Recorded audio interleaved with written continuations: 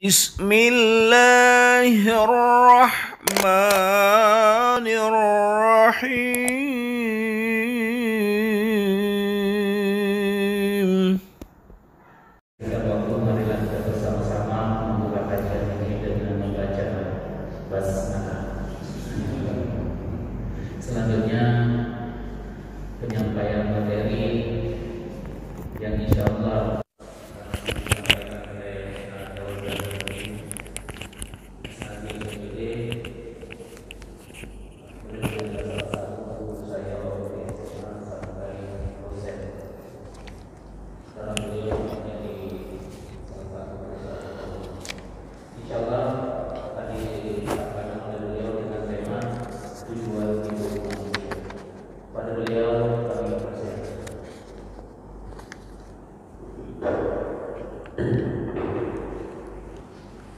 Bismillahirrahmanirrahim. Assalamualaikum warahmatullahi wabarakatuh. Alhamdulillahilladzi arsala rasulahu bil huda wa dinil haqq liyudhhirahu 'alad dini kullih wa kafa billahi shahida. Asyhadu an la ilaha illallah wahdahu la syarika lah wa asyhadu anna Muhammadan abduhu wa rasuluh la nabiyya ba'da. Allahumma salli ala Muhammadin wa ala alihi wa sahbihi wa mawala amma ba'd. Qala Allah ta'ala fi kitabil karim, a'udzu billahi minasy syaithanir rajim. Ya ayyuhalladzina amanu taqullaha haqqa tuqatih wala tamutunna illa wa antum muslimun. Hadirin jamaah salat subuh yang dimuliakan Allah Subhanahu wa taala. Tiada kata yang paling pantas selain ungkapan rasa syukur kita kepada Allah Subhanahu wa taala yang sampai dengan detik ini Allah masih memberikan berbagai macam kenikmatan, khususnya nikmat iman, nikmat Islam, kesehatan, kesempatan dan waktu luang, sehingga kita bisa bermuajahah di tempat ini sekaligus menunaikan kewajiban kita, menunaikan sholat subuh secara berjamaah. Salawat dan salam kepada Rasulullah mudah-mudahan selalu tersampaikan kepada junjungan kita Nabiullah Muhammad sallallahu alaihi wasallam. Berkat perjuangannya, pengorbanannya, mujahadahnya, Islam sampai kepada kita sekalian. Bapak Ibu jamaah yang dimuliakan Allah Subhanahu wa taala,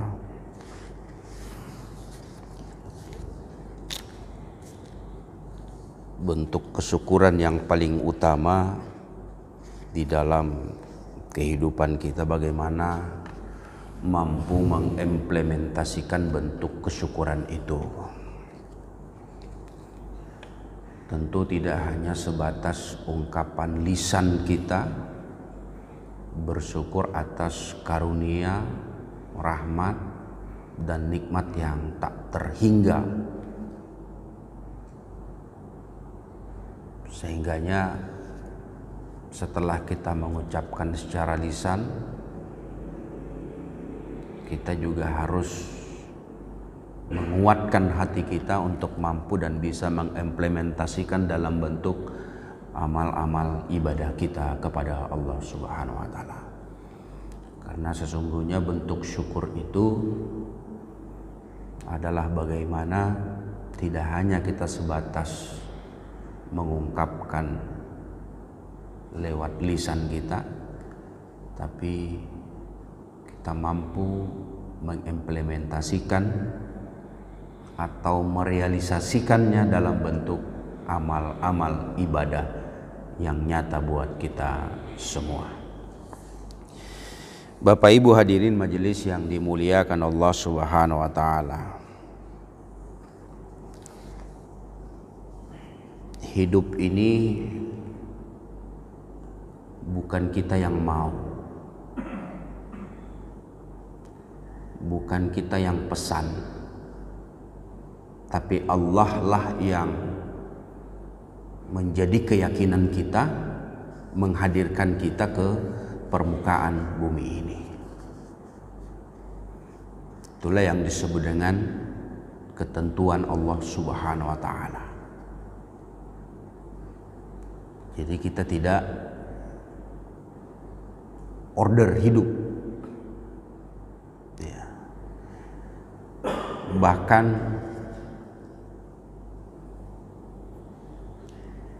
kita dari orang tua mana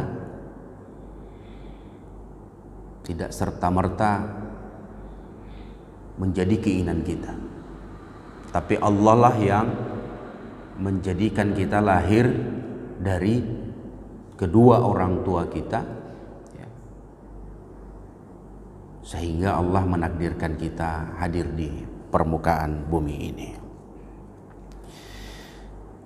Nah, dalam kesempatan yang singkat ini, Bapak Ibu majelis yang dirahmati Allah Subhanahu wa Ta'ala, saya kemarin diminta oleh Ustadz Dianto apa tema kita. Ya, spontan saja saya menjawab tujuan hidup manusia. Ya, mengena atau tidak tema ini, yang jelas kita kepengen dari seluruh rangkaian kegiatan dan aktivitas kita, dari pagi kembali pagi, dari tidur sampai kembali tidur, bagaimana kita mampu dan bisa merancang seluruh aktivitas kehidupan kita di dunia ini itu jauh lebih baik dan bisa terarah kemana yang akan kita tuju. Majelis yang dirahmati Allah Subhanahu wa Ta'ala,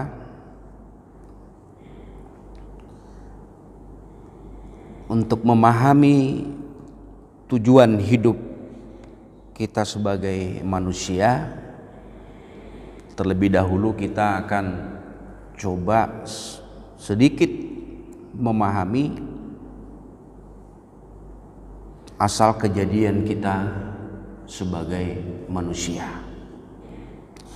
Diterangkan Al-Quran di dalam surat Al-Mu'min ayat 12 sampai dengan 16. A'udzubillahi minasyaitonir rajim.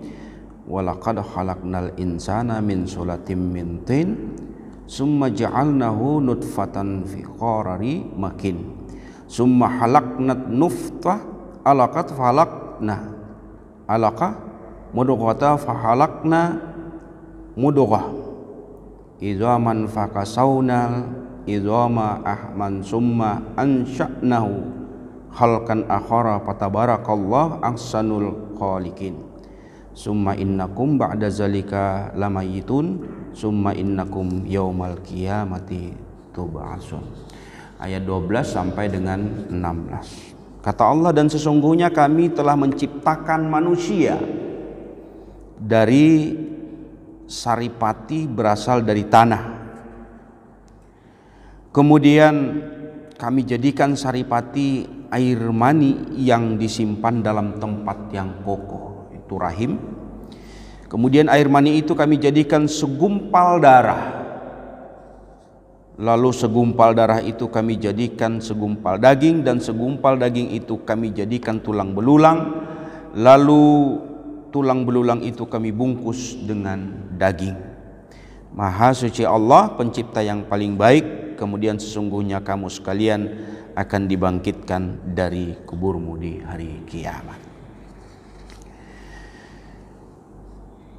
Bapak Ibu hadirin majelis yang dirahmati Allah Subhanahu wa Ta'ala, Allah Subhanahu wa Ta'ala berfirman menceritakan permulaan kejadian kita sebagai manusia yang dibentuk dari saripati tanah, yaitu Adam alaihissalam. Allah menciptakan Adam dari tanah liat kering yang berasal dari lumpur hitam yang diberi bentuk. Ada banyak penjelasan dari 5 ayat ini, kita ambil hanya beberapa saja untuk memahamkan kita bahwa asal kejadian kita sebagai manusia ini tidak lebih dari air yang hina. Menggambarkan kepada kita bahwa manusia sehebat apapun di permukaan bumi ini tidak ada peluang untuk menyombongkan, menyongkakkan diri. Kita berasal dari air yang hina. Lewat kekuasaan Allah, kemahabesaran Allah, Dia jadikan kita sebagai makhluk yang sebaik-baik penciptaan. Jadi kita ini berasal dari air yang hina, air yang menjijikkan dalam tanda kutip ya. Tetapi Allah kemudian menjadikan kita sebagai makhluk yang paling baik penciptaannya.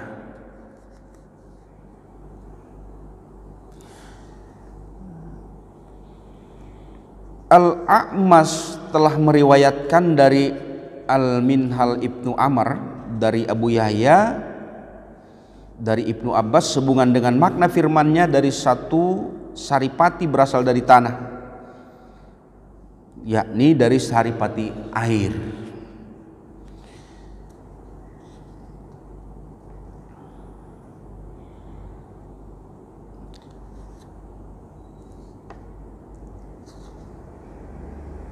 Qatadah mengatakan bahwa Adam diciptakan dari tanah liat. Pendapat ini lebih jelas pengertiannya dan lebih mendekati konteks ayat, karena sesungguhnya Adam diciptakan dari tanah liat, yaitu tanah liat kering yang berasal dari lumpur hitam yang diberi bentuk. Hal ini berarti Adam diciptakan dari tanah seperti disebutkan di dalam ayat yang lain. Wa min ayatihi an khalaqakum min turabi summa iza antum basarum tantasirun. Dan di antara tanda-tanda kekuasaannya ialah Dia menciptakan kalian dari tanah, kemudian tiba-tiba kalian menjadi manusia yang berkembang biak. Bapak Ibu majelis jamaah salat subuh yang dirahmati Allah Subhanahu wa taala. Itulah asal kejadian kita sebagai makhluk yang bernama manusia. Ini yang mesti harus kita jadikan bahan renungan. Ada orang-orang yang kemudian menjadikan egonya, syahwatnya, hawa nafsunya, pemikirannya menjadi lebih dibanding yang lain, padahal kita sama.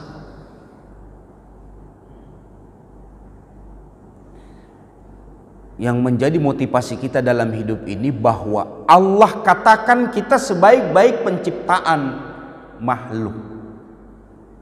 Artinya apa? Allah menempatkan kita sebagai makhluk yang lebih dibanding dengan makhluk yang lain, bahkan malaikat sekalipun. Jadi begitu indahnya Allah mengatur dan menata kehidupan kita. Dia sampaikan penciptaan kita berasal dari sesuatu yang tidak begitu hebat. Kita berasal dari saripati tanah, kita berasal dari air mani. Tapi kemudian Allah ciptakan dan bentuk bahwa manusia itu dikatakan sebaik-baik penciptaan.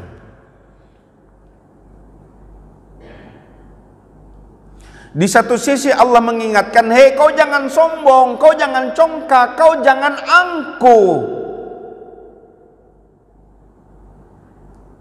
Renungi, pikirkan asalmu dari mana. Tapi bukan berarti kemudian setelah kita paham dan mengerti asal kita dari mana, lalu menyebabkan diri kita jadi rendah diri,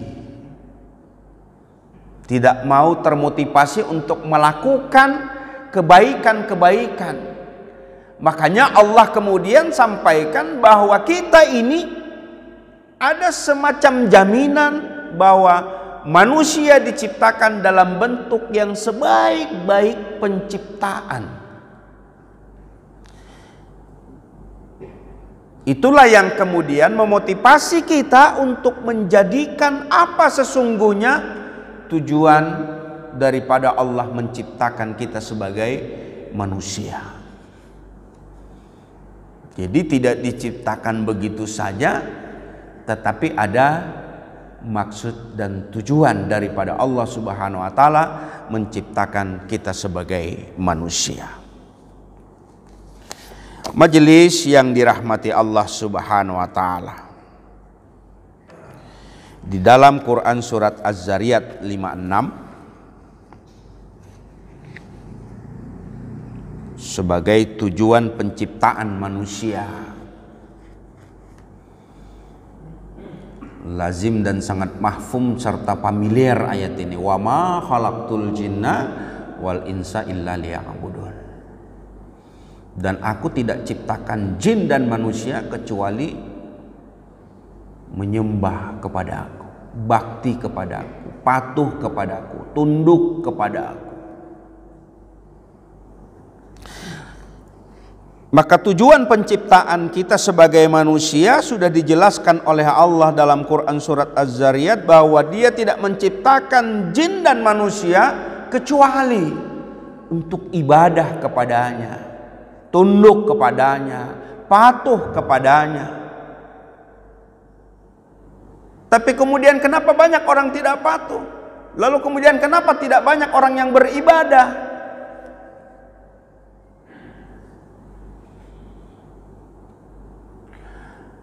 Karena yang namanya hidayah itu hak prerogatifnya Allah Subhanahu wa taala.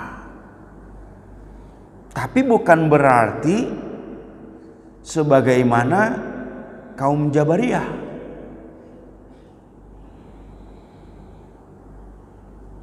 yang ketika segala urusan itu dia sandarkan sepenuhnya kepada hak Allah untuk mengatur.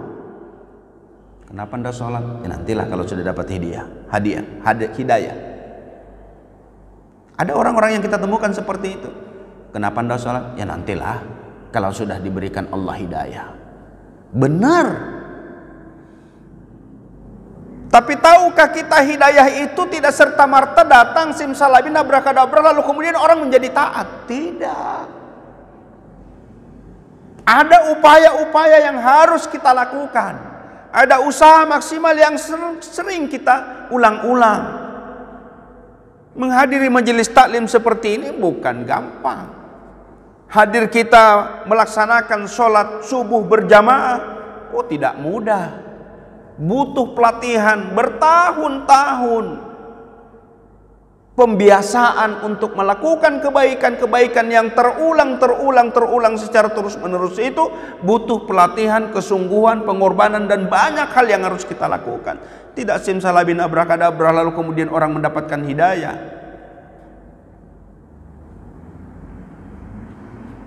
Ada upaya-upaya yang dilakukan. Kalau kita mau sholat nanti menunggu hidayah, nanti kalau kita mau taat, kalau sudah kita menemukan segala sesuatu, dan itu memang realita. Tapi yakinilah bahwa untuk meraih yang namanya hidayah Allah Subhanahu wa taala ada upaya-upaya yang kita lakukan. Bukankah selama ini ketika kita ngaji, majelis taklim, mendengar tauji, banyak hal yang muncul dalam benak dan pikiran kita. Kita mulai mengukur kekurangan-kekurangan kita. Kita akhirnya merenungi segala apa yang sudah kita miliki dalam hidup ini. Dengan perenungan itu kita sadar betapa banyak kekurangan-kekurangan yang marji kita miliki. Semakin banyak kita belajar, semakin kita sadar betapa pengetahuan kita itu sangat-sangat sedikit sekali. Ilmu Allah itu begitu luas. Tak terhingga betapa banyak ilmu yang dimiliki oleh Allah kepada kita sebagai manusia diberikan sedikit saja. Itu makanya ketika kita merasakan betapa kurangnya ilmu, wawasan, bahkan amal-amal ibadah kita, jangan pernah kita melihat orang yang di bawah kita tentang ilmunya, tentang ibadahnya, tapi lihat yang lebih di atas. Jadi kebaliknya, kalau urusan dunia, jangan pernah kita melihat orang yang lebih status sosialnya, kekayaannya, karena itu yang menyebabkan kita sulit untuk bersyukur. Tapi urusan ukhrawi, lihat, ada orang yang di tengah malam sementara orang tidur pulas, tapi dia bercengkrama dengan Robnya. Dia mengadu dengan Tuhannya, dia meminta dengan Tuhannya, dia mohon dengan Tuhannya. Segala sesuatu apa yang dia hadapi, dia curahkan kepada Allah Subhanahu wa taala. Di saat-saat seperti itu, Allah janjikan angkat derajatnya. Dia akan muliakan hidupnya, dia akan jamin rizkinya. Tetapi tidak mudah kalau tidak kita lakukan pelatihan, pembiasaan.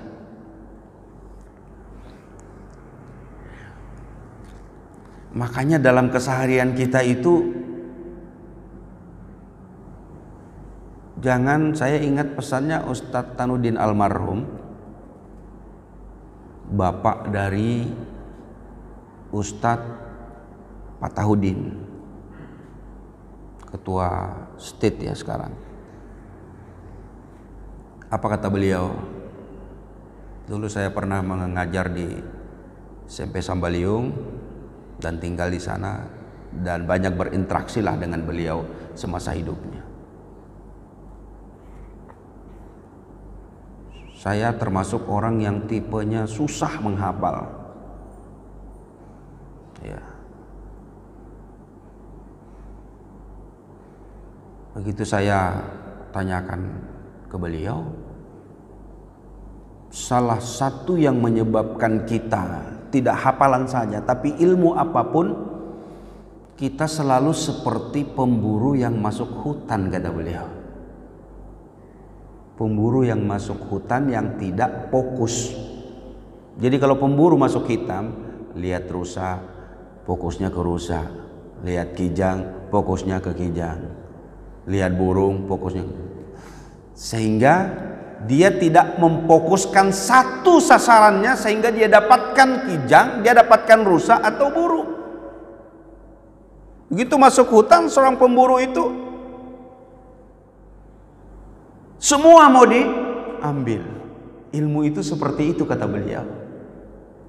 Nah, kita baru buka judul aja kan, judul materi atau judul kitab, mau fikih, akidah, muamalah, tauhid dan sebagainya. Kita buka itu.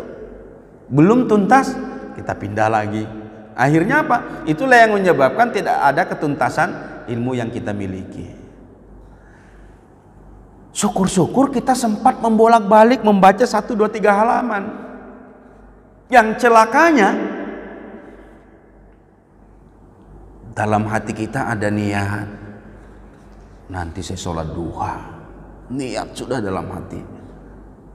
Jam 8, jam 9, jam 10, jam 11. Zuhur, lepas doa kita. Di dalam hati sudah ada.